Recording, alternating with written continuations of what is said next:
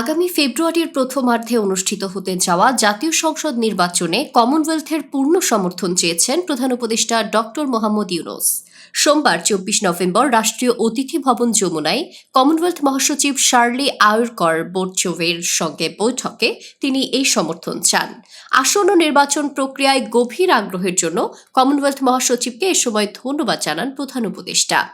একই সঙ্গে অন্তর্বর্তী সরকারের পক্ষ থেকে তিনি অবাধ, নিরপেক্ষ, গ্রহণযোগ্য ও উৎসবমুখর নির্বাচন আয়োজনের প্রতিশ্রুতি পুনর্ব্যক্ত করেন।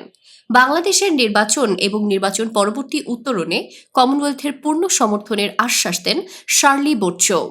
তিনি নিশ্চিত করেন নির্বাচনের আগে বেশ কয়েকটি পর্যবেক্ষক দল পাঠানোর প্রস্তুতি নিচ্ছে কমনওয়েলথ।